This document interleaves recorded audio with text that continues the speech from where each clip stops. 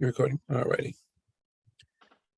Good morning, everyone, and welcome to our first Friday Black History Month edition. I am super excited.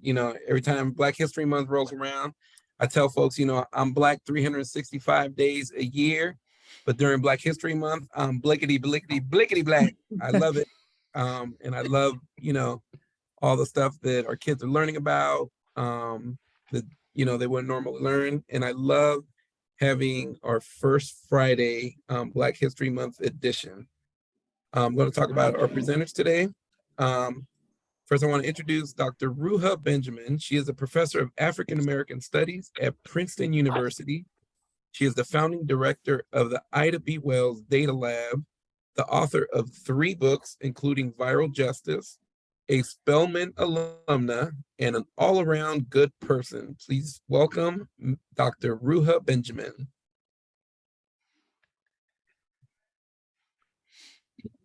And we also have someone who's a parent at our East End campus, Mr. Dwayne Wright, and he's better known as Panama Jackson. He's a well-known writer with the Griot, co-founder of Very Smart Brothers, and I absolutely love those articles. When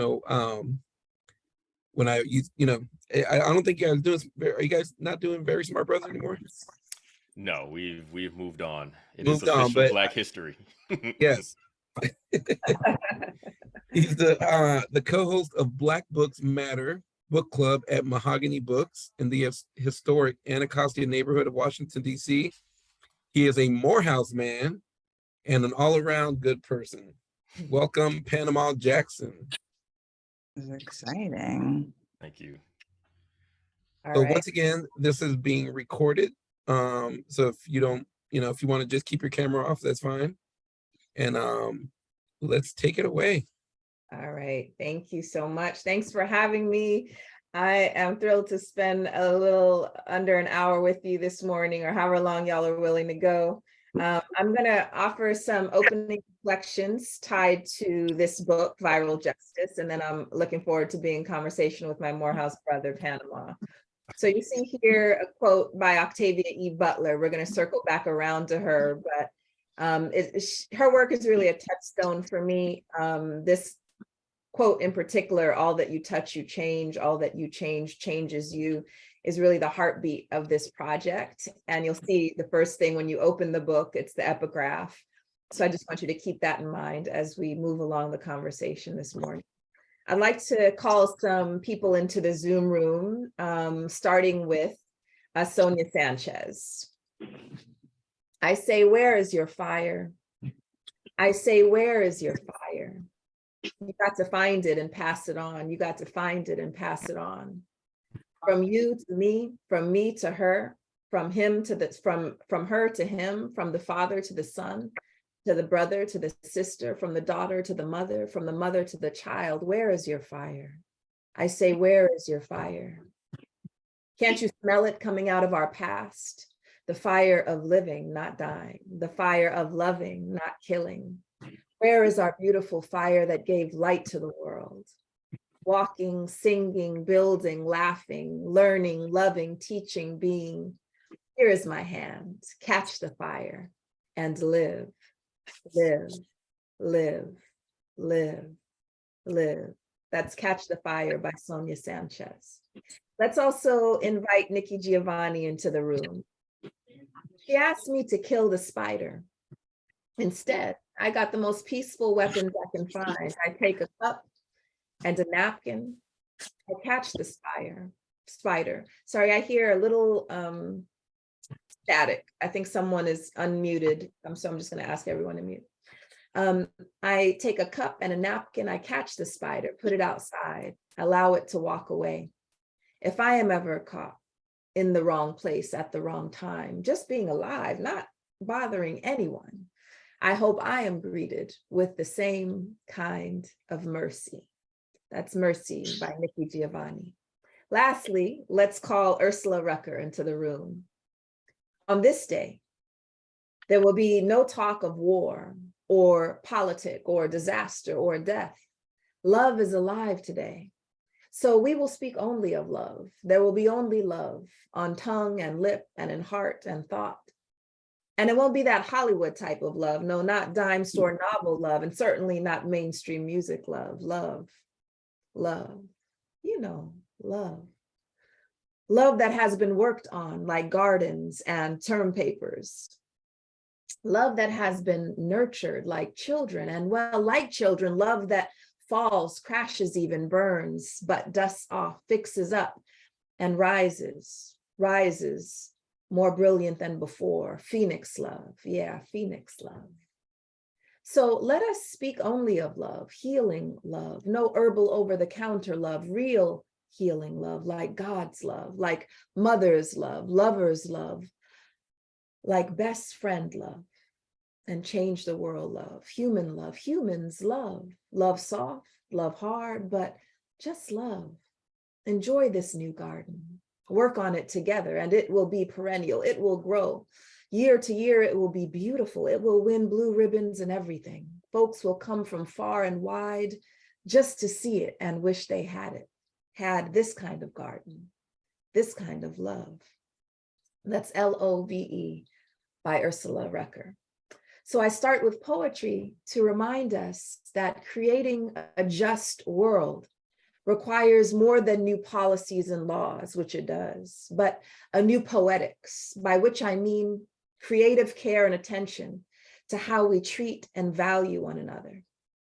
I start with poetry because poetry is easy to underestimate, the same way it's easy to underestimate how our individual actions and decisions can change the world around us. Sitting next to a 3-inch tomb of a book, a poem appears frivolous and slight, but a poem can slice into our insides and open us up to the world like 1,000 footnotes never could.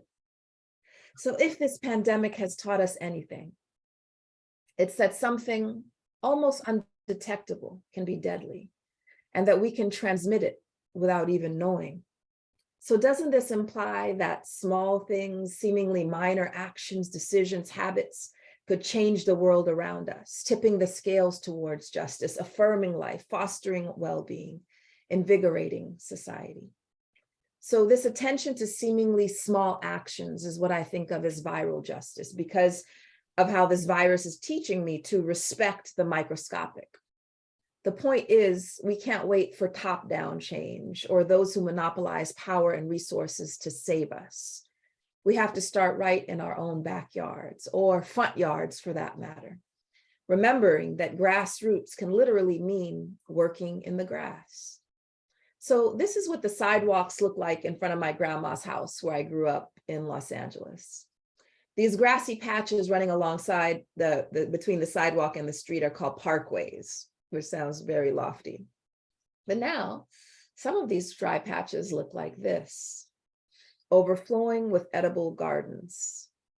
Thanks to Ron Finley, AKA the Gangster Gardener, longtime resident of South Central, a place he describes as home to the drive-through and the drive-by.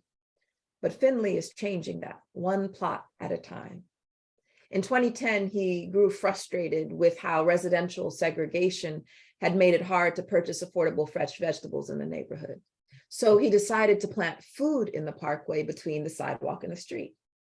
Funny thing is, he says, the drive-throughs are killing more people than the drive-bys. People are dying from curable diseases in South Central. I got tired of seeing this happening. I see dialysis centers popping up like Starbucks. And I figured this has to stop. So I decided the food is the problem, food is the solution. So what I did, I planted a food forest in front of my house. Pumpkins, peppers, sunflowers, kale, and corn. At first, the city cited him and threatened to issue a warrant for his arrest, reminding us how often law enforcement is a blunt and violent tool to address pressing social issues like food insecurity, environmental injustice, housing injustice, and more, all connected. What if we got to the roots of the problem instead? Eventually, Finley and supporters got the city to change that law that prevented people from growing edible landscapes on the parkways. Now, he and his team at Green Grounds have planted over 20 urban gardens around the city. They also created a teaching garden to spread knowledge about organic farming with the aim of also creating jobs for local residents. Growing your own food is like printing your own money, Finley likes to say. For Finley, it was never simply about the food, though. He gets emotional talking about how food insecure neighbors were shocked when they realized they could take whatever they wanted from his yard for free. His philosophy is to give a person a vegetable, but also teach them how to farm, so they have skin in the game. He says the air is better. You're changing the ecosystem when you put in a garden. We are part of that ecosystem, so the garden is changing us. Remember Butler. And then that beauty factor, he says, you get to walk out your door and experience nature every day. That's going to change you. I don't care how jaded you are. Beauty is not frivolous or a luxury that should be reserved for those who can afford it, nor should it be an afterthought. Even under the harshest conditions, we hunger, not only for food, but also for beauty and meaning, which is why art and imagination are so vital for world building. So what I'm calling viral justice orients us differently towards a small scale, often localized actions. It invites us to witness how an idea or action that sprouts in one place may be adopted, adapted, and diffused elsewhere. But it also counters the assumption that scaling up should always be the goal. Whereas the gangster gardener is literally growing the world we want, there are world builders getting their hands dirty in many other ways, including many on this call.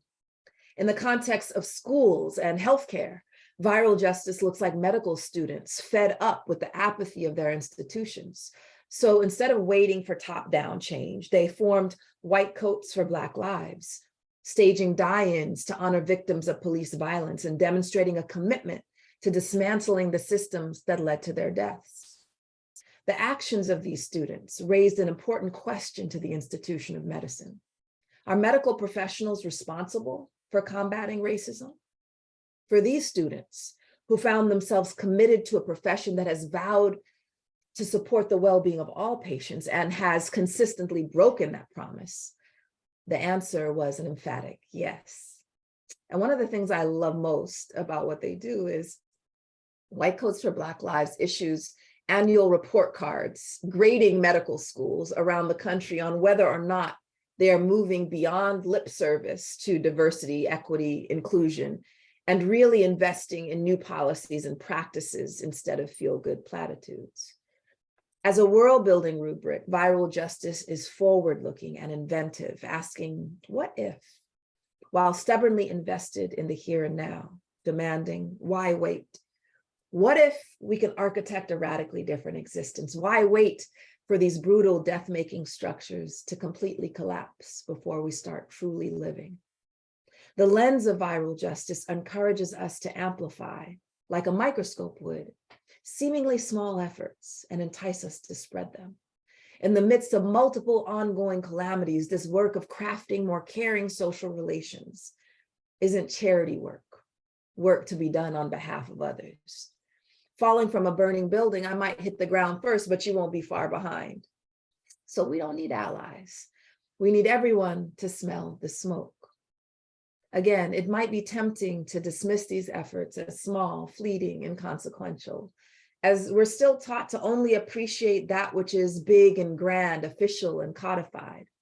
But a microscopic virus has news for us, a micro vision of justice and generosity, love and solidarity could have exponential effects.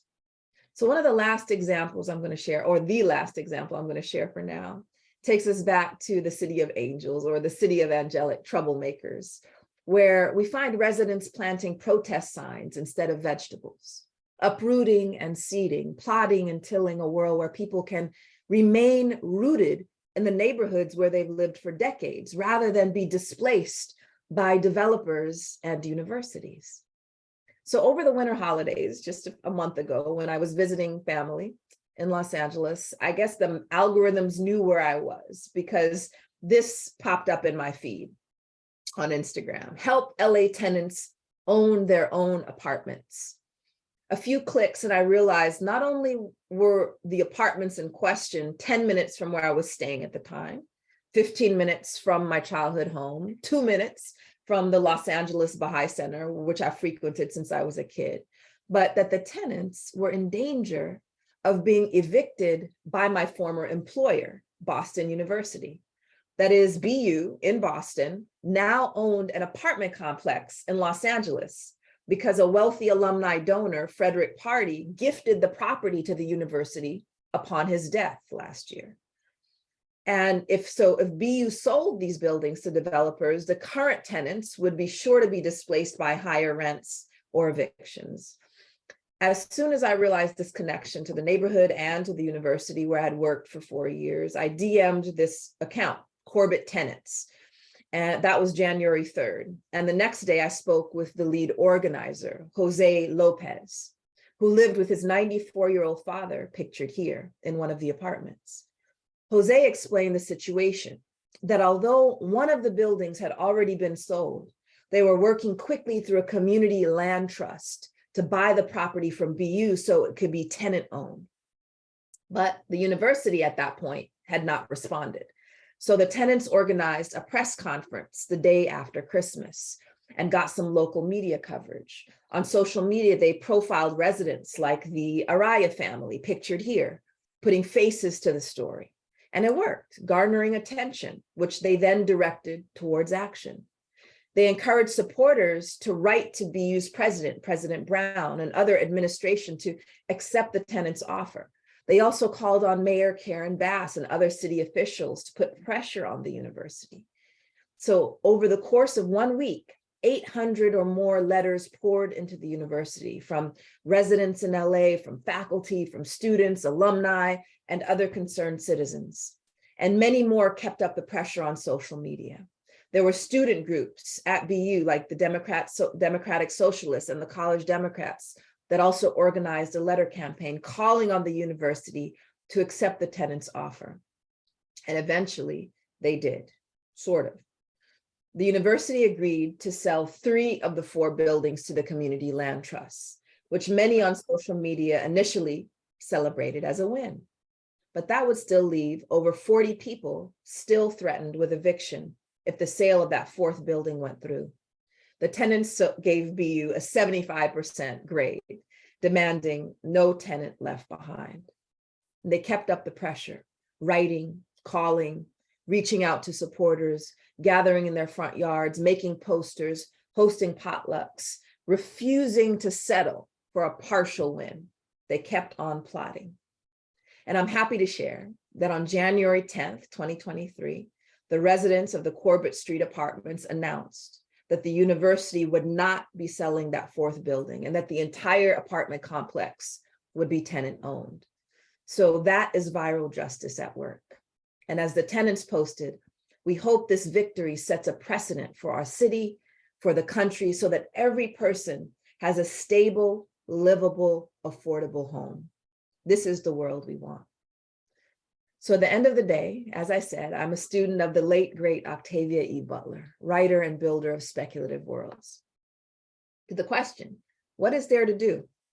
She once responded, I mean, there's no single answer that will solve all of our future problems. There's no magic bullet.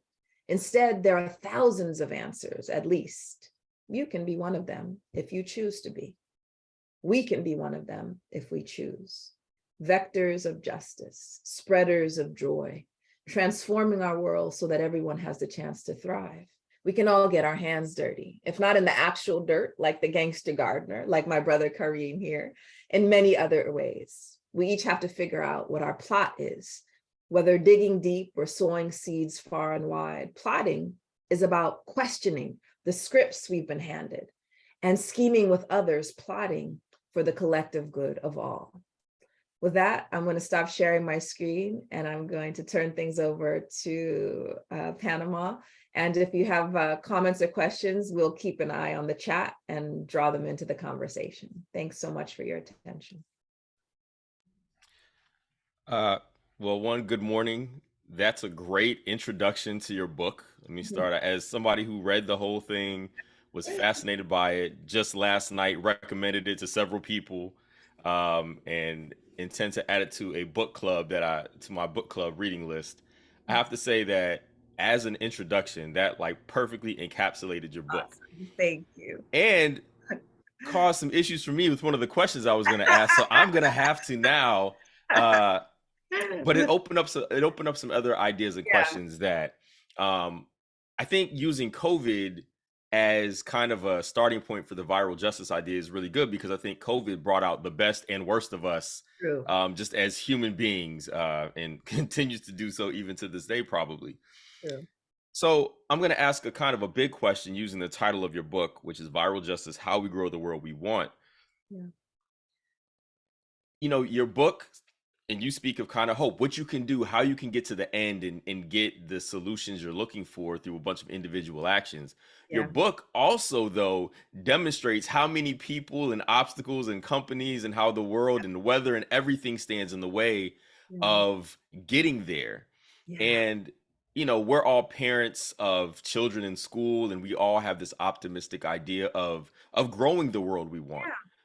But because of those individual actors that seem to be in the way, how do you maintain the hope, and how do you not be discouraged about the ability to rely on those individual actors and do your part, because it can be very discouraging. So where does the hope come from to do that? Yeah, I mean, this is what I'm wrestling with in the book. In many ways, I'm writing it for myself as an encouragement for myself and others who it's easy to become disillusioned and sort of paralyzed by the immensity of the crises that we face. And so one of the strategies in the book and my own sort of thought process is to constantly shine a light on people, organizations, movements who can't afford to give up. Like when your well-being and your life and life chances depends on moving forward and thinking and strategizing and resisting and reimagining, then I look to that and say, who am I to throw up my hands and be like, oh, it's too much? You know, I go back to this Jimmy Baldwin quote, you know, I can't be a pessimist, because to be a pessimist is to assume that human life is an academic matter. So I must survive what I must survive. And so I'm constantly wrestling with that sort of the intellectual side that draws us into a kind of cynical take on everything. And I'm trying to couple the critical with the creative, which goes to your question about parenting and about teaching. I realized, you know, early on in my teaching career that as a sociologist, as a Black Studies scholar, I couldn't just provide the knowledge about what's wrong and all of the forces stacked against us without empowering students to see, because they have their whole lives ahead of them. And so we do a disservice by only providing the critical lens without also encouraging the creative world making that they can engage in. So that's one way to rabbit hole to go down. But the other thing, sort of getting into the weeds, is that when we really do start to look at these death-making structures and institutions, we see that these are human beings making these decisions, deciding to invest in one thing or another, deciding to, you know, put forward one set of values over another. So part of it is when we begin to humanize these social structures, we see that, oh, if there are human beings behind the scene that are making decisions, that means that other people could be doing that, other decisions can be made. So it essentially challenges the inevitability of the world that we're in. It makes us question, you know, the faceless institutions and structures and say there's human beings doing that. So once we begin to humanize the bad and the good, we see, oh, okay, so that in sort of empowers us to be able to take our role and to think of ourselves as making history, to think of ourselves as someone's ancestors, and they will look back and say, what did you do? You know, as opposed to really just assuming that it is what it is. It's inevitable. We have to give up. And so I can't linger in that mode, even though it comes in waves sometimes, depending on what's going on in the world. You know, we talked yesterday briefly, and I mentioned that, you know, my wife is from Ghana, And one of the things we talk about frequently is how exhausting she thinks America is, right? She's like, Hmm. everybody's always stressed here, which is interesting because, what you lay out in your book, and I think most of us probably are aware of, is how, America is kind of this beacon of technological advancement, and we have a great healthcare system that tons of people don't have access to. Like, it's like there's all of this great that's mitigated by race, class, all of these like undercurrents of resistance to, I don't know, self-actualization and just being the ability to be your best self and be that shining light. Yeah. When you write a book like this that is extremely in depth about like the medical care, technology, Yeah. we're going to get into schools because you have a Yeah. whole chapter that you have a thing about Black maternal health. Yeah. It's very expansive. Yeah.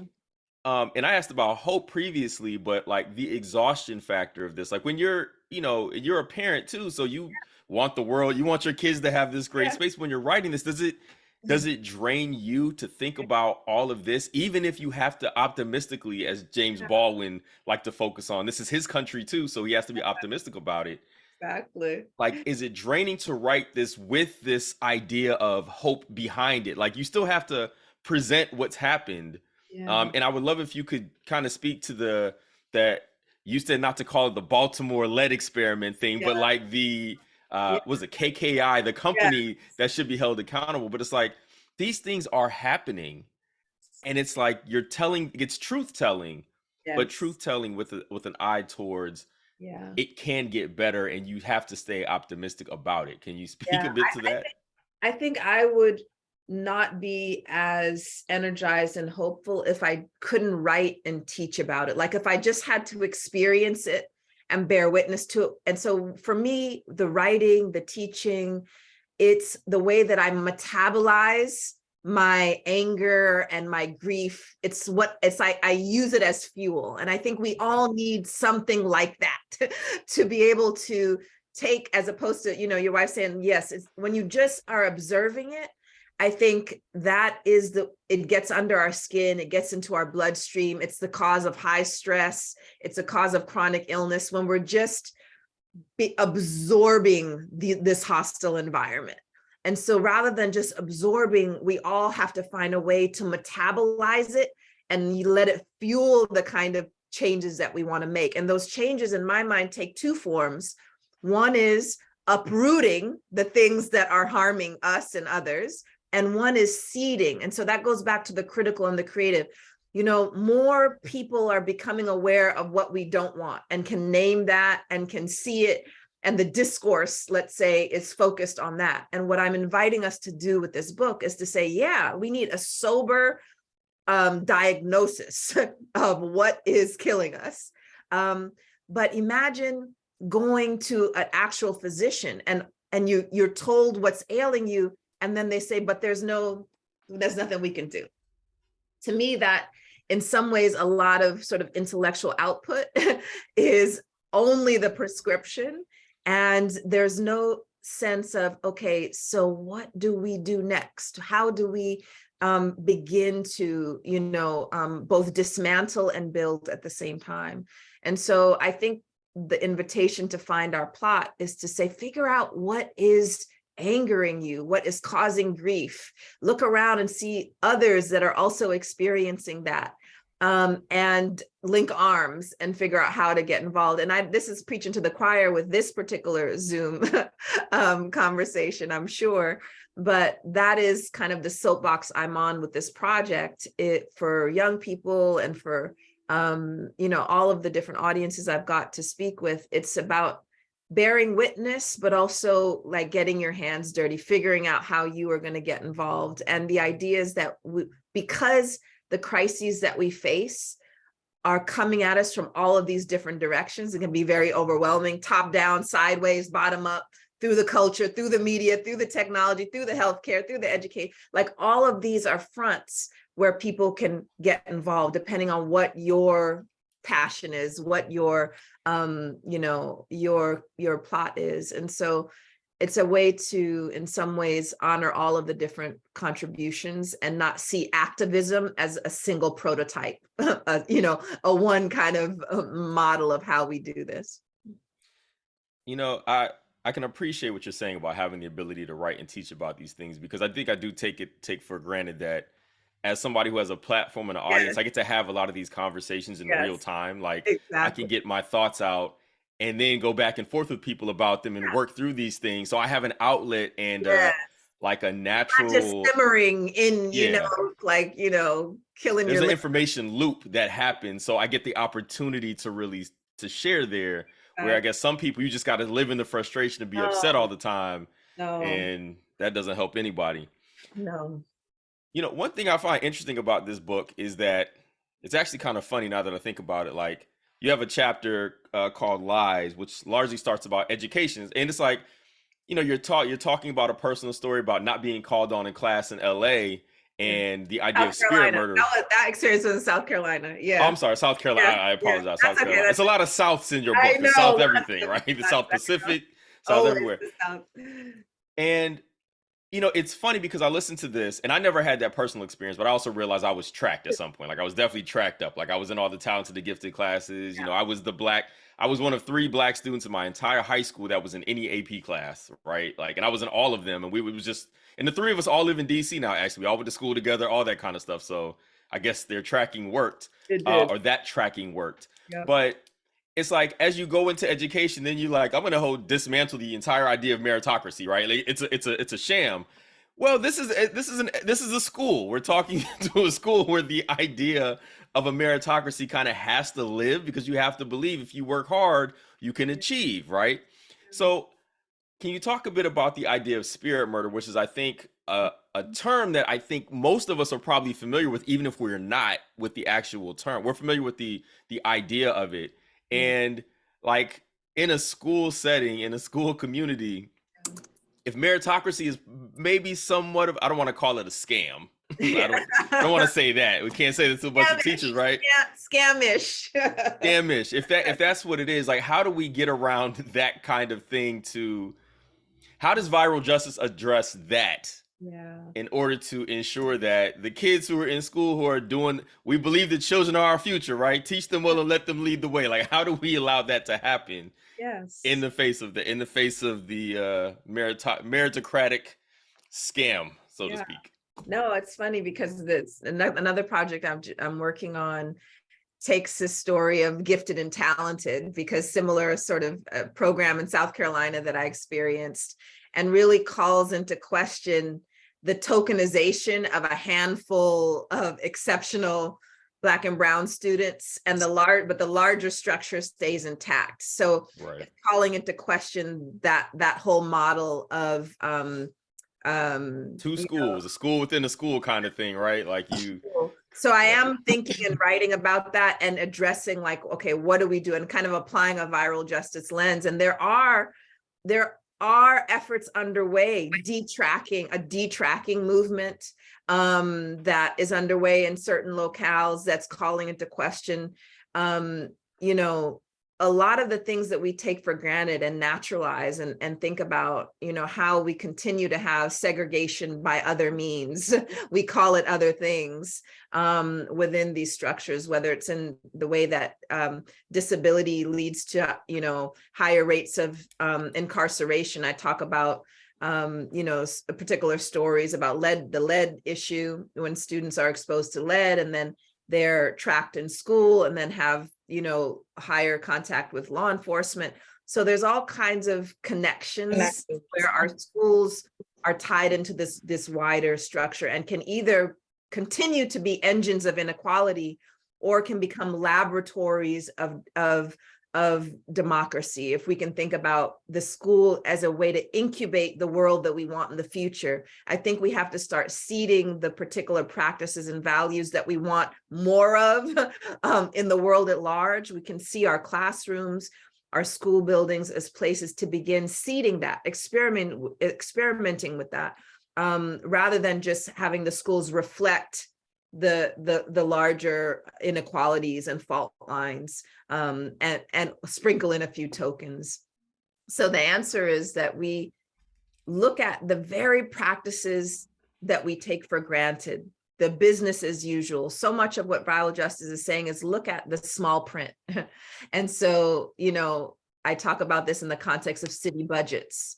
It ends with an example in Seattle, for our friend in Seattle here who's signing the Seattle Solidarity Budget, where organizers in 2020, they opened up the budget to public examination and looked at the way that policing was funded 26 times the rate as climate justice, and began to organize over a course of 2 years and began to ship that.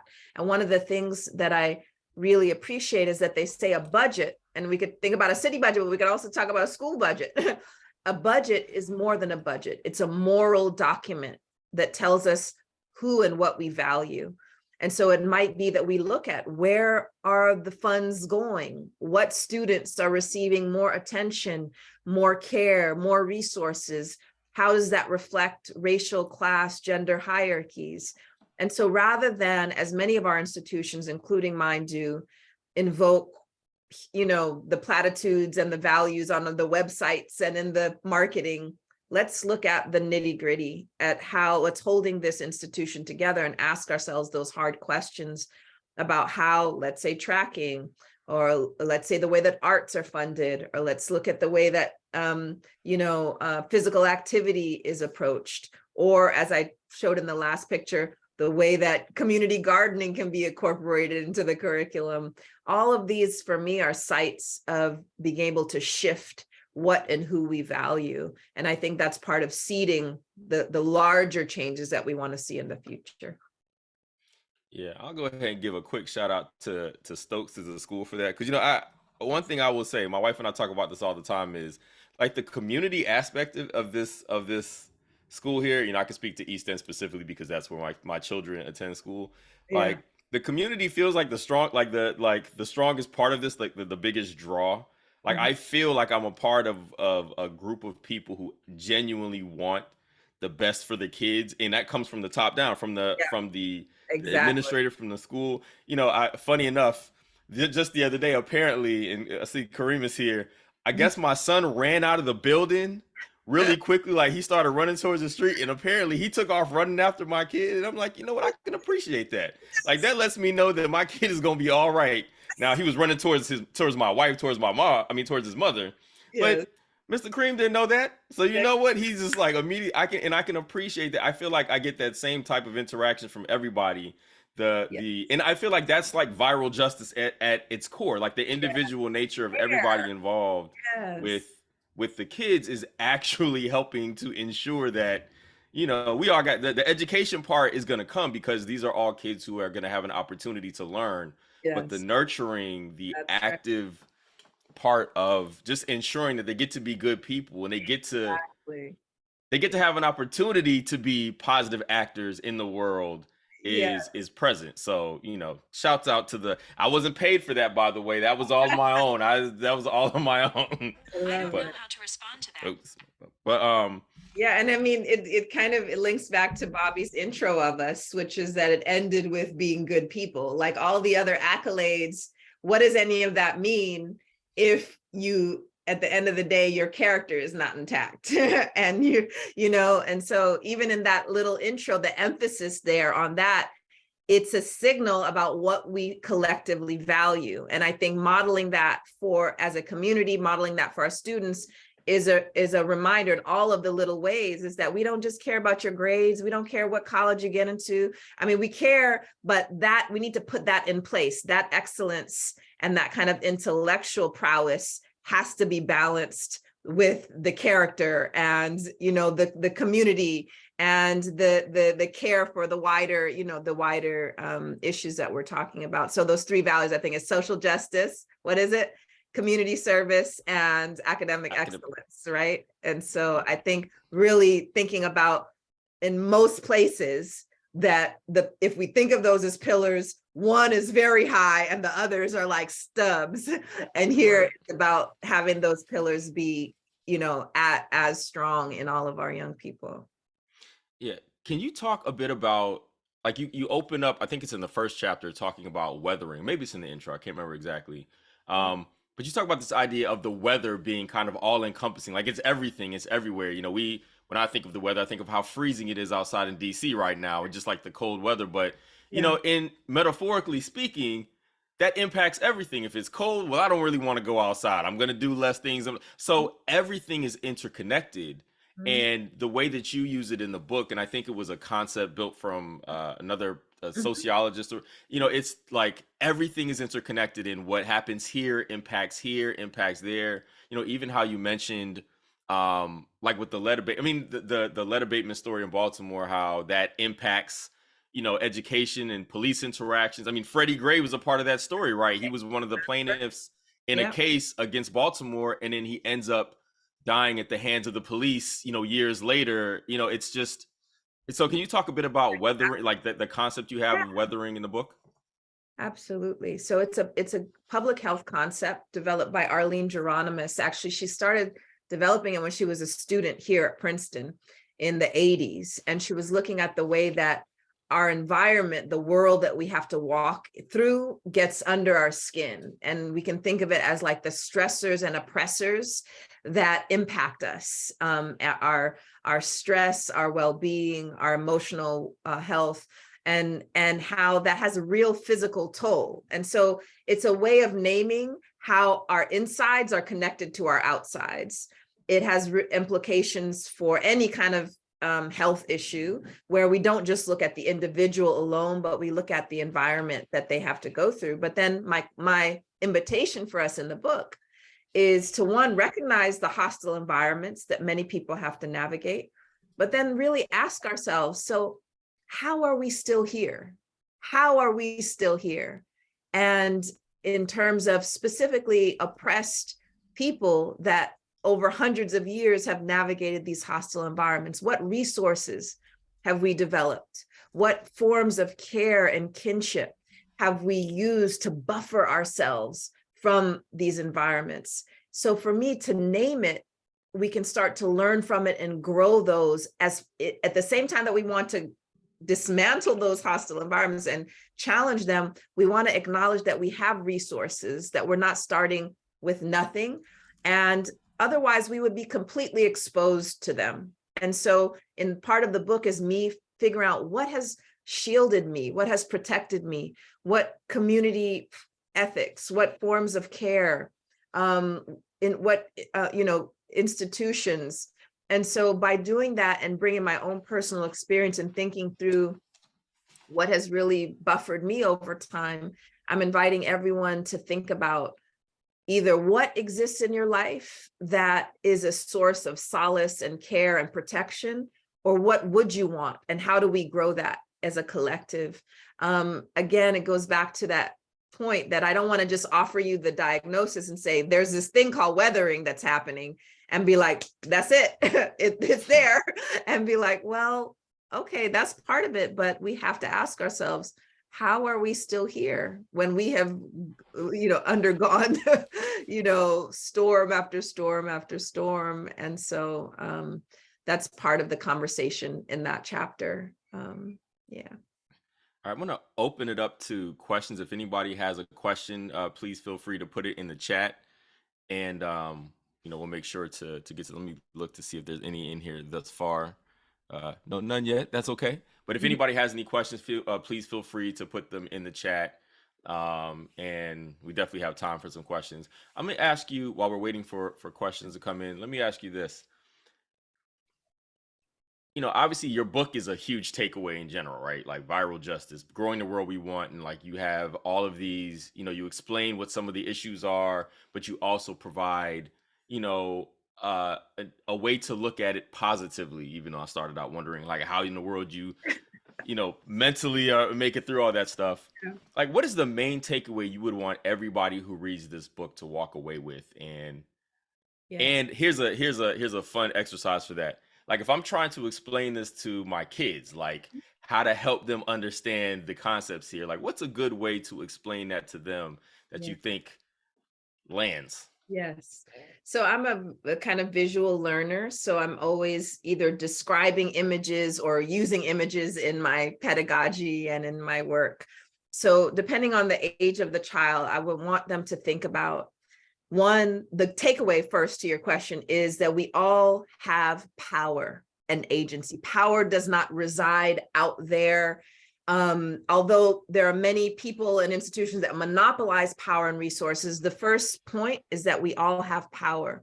We can all have an effect on the world around us to lesser and greater degrees. And so what does that power look like? And the invitation for our young people is to say, there's two things that are important. We need to uproot and we need to seed. We need to think about what is not serving us as a community, as a world. And we want to get rid of those things and find out how we can challenge them and resist them. And I think in terms of the kind of antenna for justice that young people have, I think that many of them are very attuned to when things are not fair or just. Like, that is very strong. I think part of the challenge as educators and as parents is to say that's really important to hone and to foster. But I also want you to figure out, okay, if we don't want that, what do we do? What do we want to grow? What do we want to see? What is the alternative?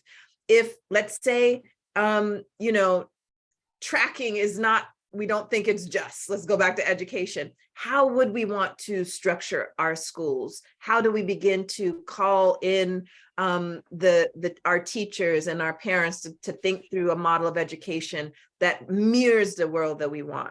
In our own friend groups, on social media, I draw on examples on social media, few, because oftentimes we think about that as kind of like just recreational. It's what we do for fun. But, I recently, after publishing the book, I was like, let me try this TikTok thing out, even though I had already written about it. And it is hard to create, compelling TikTok videos. And I realized I was humbled. I was like, oh, I had already written about it in the book as a form of labor, because Black TikTok creators, Right. they were getting their work appropriated and stolen by white creators and not compensated. So I'd written about it, but then when I actually tried to do it, I was like, oh my goodness, this is like hard work to create the craft of being able to do this. And so in that case, what was interesting is those Black creators, they didn't just sit down and take it. They boycotted and they created a campaign to draw attention to how their labor on these digital sites were being appropriated. So that's an example among young people where they didn't just lay down and take it. They called attention to the value of their work and of their artistry. And so again, using examples, I think, from their own lives to think about what's just, what do we want differently? What can we do about it with others that are right in our midst? Yeah. It's a very good, very interesting question that just came into the chat from Dale Cooper. I'm going to read this out loud because I think it speaks kind of to what's going on in our community in DC right now and the conversations I think almost all of us are having. So it said, I know this conversation is centered around education. However, my question is about violence in our communities. The recent spate of violence in DC has many residents in fear. Violent incidents are taking place very close to our school campuses. How can we begin to address these issues when the causes of violent behavior in low-income communities seem to be not understood by the very people who are able to address them? Sociology is unfortunately left out of this conversation. Yeah. Boy, talk about the political conversation of all time, right? The very people fixing the problems have no idea what the actual problems are on the ground. Like, how do you, I mean, how do you address that kind of question? Yeah, I mean, it's a big one. In fact, I touch on it very briefly in passing in the book, in part because what we find when we look at both the causes and the solutions to violence, as you can imagine, you mentioned sociology, it's bigger than the actual acts, right? And so there's a wonderful study by a sociologist in I believe it was in Venezuela, where they took a totally different approach. Rather than criminalize gang members, they legalized gang membership and then started offering resources, and gangs could apply for grants to do all kinds of different programs, and they understood them as an organization and began to actually invest in the well-being of members. And not only did the rates of violence drop, but it had a whole host of changes. So it was like taking a radically different view of the people, not criminalizing it, thinking about why are people involved in this in the first place, and then actually thinking about what if we invested in the people, in the communities that are affected by this. And I'd be happy, before we get off, I can pull up one of the reports on this study, just to show like what happened in this context. But also I mentioned in the book a number of initiatives that I'm sure many on the call are familiar with that could go under the umbrella of violence interruption, where, you know, violence interrupters in many different locales, where people who are embedded in and are part of the neighborhoods that are affected by violence, they are key to maintaining the relationships where they can intervene before things escalate. And so it's really about thinking about our social fabric, and violence is a symptom of a frayed social fabric.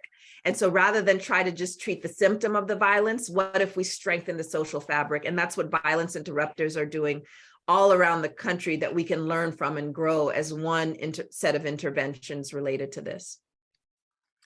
All right, we'll do this last question because I think we're running up against time, and I want to give you an opportunity to tell people where to get the book and all that kind of stuff. This question is from Alexa Rosenberg. Question: I'm part of a white caucus for racial justice. And we were talking yesterday about how we get more white people to see themselves in the healing. Did I read that right? We were talking yesterday about how we get more white people to see themselves in the healing of our society needs. We all suffer from the trauma of racial injustice at different levels. What are some successful strategies you have seen for making viral justice viral for white folks too? Yeah, thanks for that question, Alexa. It kind of goes back to that idea towards the end of my opening, where I talked about this not being charity work. And so my own approach tends to be to recognize that even those who are the supposed beneficiaries of an unjust system, they are also adversely affected, whether they are aware of it or not, by the maintenance of these inequalities. So the takeaway is, it's building awareness and a deep understanding that inequality and injustice makes everyone sick, even those who are the so-called privileged. And what I do is I point to empirical examples in the context of health and other domains that shows the way that the so-called haves in unequal contexts, deeply unequal contexts, they have a higher mortality rate. They suffer from higher rates of all kinds of chronic problems, because if you think about, going back to weathering, the stress and the strain of always looking over your back, always being paranoid, always trying to maintain your place on top, it takes a toll. There's a wonderful book that I cite called Dying of Whiteness. So I would actually invite the White Caucus and others to read Dying of Whiteness by Jonathan Metzl, where he takes 3 case studies of different states and shows how white Americans on average are not supporting the very policies that would strengthen the social fabric, around health, around education, around social, other social goods. They are not supporting it, but they are suffering as a result by not support. And they're not supporting it out of anti-Blackness and disdain for the undeserving poor, but it kind of like has a boomerang effect. They're not supporting, but they're also, it's not available to them.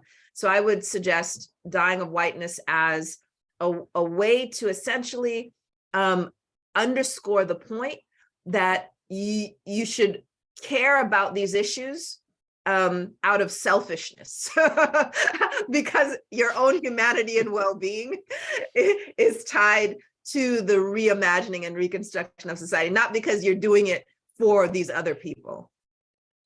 All right, well, I'll before I hand it back off to you for the last word, before we hand it back to Mr. Bobby and Ms. Marin to kind of close this out, I do want to say to everybody listening, I've read the book. I really, really enjoyed it. I read a lot of books and some of them are terrible. This was not one. This was actually a really good book that I learned a lot from, while also gaining a lot of insights into how to think about things, expanding my own thought processes on stuff. And it's very personal too. It's almost as much memoir as it is sociological examination. And so I could not recommend a book more than I am this one to anybody who has any interest in social justice work or just understanding how to make the world a better place. I genuinely mean it. So thank you for having this talk with me and for the school and everything. And it's been a pleasure meeting you. So You have the last word here. Yeah, thank you. Thanks for having me. Thanks for my brother Kareem for inviting me and everyone for tuning in. Maybe, hopefully we can do this in person at some point. I'd love to visit the school, any excuse to come to DC. And yeah, feel free to grab the book at any of your Black-owned bookstores. Thank you so much. Last week, Kareem and I had the privilege of hearing Dr. Benita Love at a conference, and she was absolutely amazing, invigorating. And then back to back, we get this wonderful, wonderful conversation between Dr. Benjamin and Panama Jackson, also invigorating, because the work we do is exhausting, it's exhausting work, but it's very necessary, and it's, a labor of love. We do it for the love of children and for the advancement of our folks, the book, got my copy here. Can you see it? I don't know if you, there you go. So I got my copy. The book, you can check it out at both Brooklyn and East End. I think we got like 20 copies at each campus. So if you want to check it out the same way you would check out a book from the library, or if you want to support Mahogany Books, I think that's where we got them from. If you want to support Mahogany Books, you can buy them from Mahogany Books. That'll help, small business, and it'll also help with the sales with Dr. Benjamin. Thank you once again so much for this wonderful conversation. Kareem, do you want to close it out? If you have anything to say to close it out? At the risk of getting yelled at about meritocracy, it's great to see the AUC showing out. Got Morehouse and Spelman in here. Thank you very much, folks. But very seriously, I do appreciate the recognition that meritocracy is a scam. Absolutely is. Please know that here at Stokes School, it is far more important to us that your children are good people. That's why we have the concentration on peace of mind as a curriculum. That's why we have focus on restorative practices. That's why music, art, and PE are central to our curriculum. So we really, really, really are focused on these things so that whole children, like whole human beings, and then also learn about how to create a better world that we all want to live in. We got to figure out how to make things good for our children and our grandchildren. And so I'm very, very glad that y'all are here working with us on that. I hope you all have a wonderful day and a wonderful weekend. Thank you so much for joining us.